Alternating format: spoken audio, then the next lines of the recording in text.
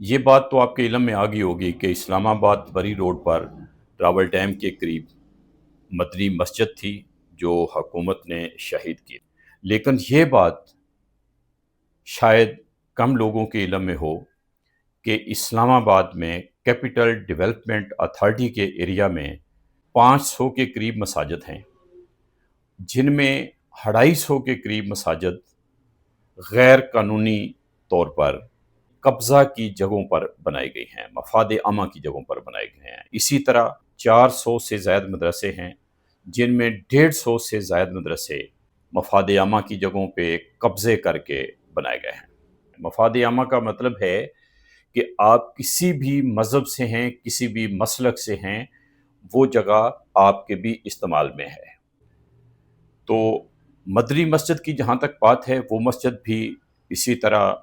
مفاد عامہ کی جگہ پر بنائی گئی تھی، قبضہ کر کے بنائی گئی تھی، اور حکومت نے یہ اچھا کیا کہ اس مسجد کو شہید کرنے سے پہلے، گرانے سے پہلے، جو متعلقین تھے، جو قابضین تھے، ان کے ساتھ مشاورت کی تاکہ کوئی فساد کسی طرح سے نہ ہو، اور پھر متبادل جگہ پہ ایک بڑی مسجد تعمیر کر کے دے دی۔ لیکن اس کے باوجود بھی آپ لوگوں نے دیکھا کہ بعض مولویوں نے ہنگامہ برپا کرنے کی کوشش کی، فساد پھیلانے کی کوشش کی۔ بہر طور حکومت نے تحمل کا مظاہرہ کیا، مظاہرین پر قابو پا لیا،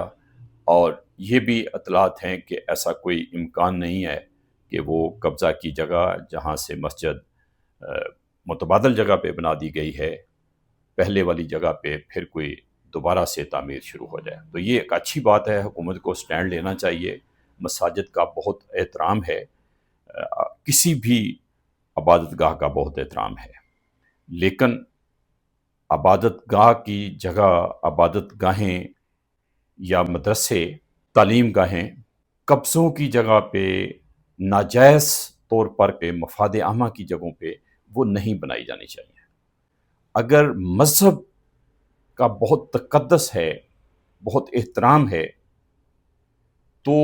مذہب کی تعلیم دینے والے لوگوں کو اس قابل ہونا چاہیے کہ ان سے بھی کوئی سیکھ سکے، انہیں بھی کوئی رول ماڈل کے طور پر سامنے رکھ سکے۔ اگر جو مذہبی تعلیم دینے والے ہیں وہ ساتھ اس طرح کے کام کر رہے ہوں گے کہ ناجائز مفاد عامہ کی جگہوں پہ قبضے کر کے مساجد بنائیں گے، مدرسے بنائیں گے، اور پھر مذہب کی تعلیم دیں گے، تو نہ تو مولوی صاحبان، مذہبی تعلیم دینے والوں کی کوئی عزت اور احترام کی صورت پیدا ہوگی، اور نہ ہی مذہبی تعلیم جو ہے وہ صحیح طور پہ مؤثر ثابت ہوگی یا بہتر ثابت ہوگی اپنے نتیجہ کے اعتبار سے۔ افسوسناک پہلو یہ ہے کہ اسلام آباد میں 500 کے قریب مساجد ہیں، 250 کے قریب مساجد غیر قانونی طور پر بنائی گئی ہیں، 400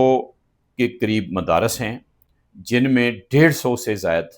غیر قانونی مفاد عامہ کی جگہ پہ قبضہ کر کے بنائے گئے ہیں۔ ایک پہلو جس کا میں ذکر یہاں پہ کرنا بہت ضروری سمجھوں گا، وہ یہ کہ کوئی عبادت گاہ، کوئی درس گاہ ایسی سامنے نہیں آئی جو غیر مسلموں نے مفاد عامہ کی جگہ پہ تعمیر کی ہو۔ تو اس لحاظ سے ہمیں غیر مسلموں کو اپریشیٹ کرنا چاہیے، اور یہ بھی ضرور سوچنا چاہیے کہ مسلمان اس طرح کے کام جو غیر قانونی جگہوں پہ قبضے کر کے مساجد یا مدرسے کیوں بناتے ہیں۔ اگر پورے ملک میں سروے کیے جائیں اور تحقیق کی جائے تو میرا خیال ہے بہت بڑا فگر ہمارے سامنے آ جائے گا۔ ایک دوسری بات یہ بھی بہت ضروری ہے، اس پہلو پہ بھی غور کرنا ضروری ہے کہ متعلقہ ادارے، گورنمنٹ کے ادارے کدھر تھے جب یہ مساجد یا مدرسے بنائے جا رہے تھے غیر قانونی جگہوں پہ؟ کیا ان متعلقہ افسروں کے خلاف کارروائی نہیں ہونی چاہیے؟ اور کیا حکومت اسی کام پہ لگی رہے گی کہ ایک مسجد یا مدرسہ غیر قانونی طور پر مفاد عامہ کی جگہ پر قبضہ کر کے بنا لیا جائے گا، اور پھر حکومت اس کو گرائے گی اور گرا کے پھر متبادل بنائے گی، یعنی پبلک کا پیسہ اس بے دردی کے ساتھ اس طرح کے منصوبوں پہ لگایا جاتا رہے گا۔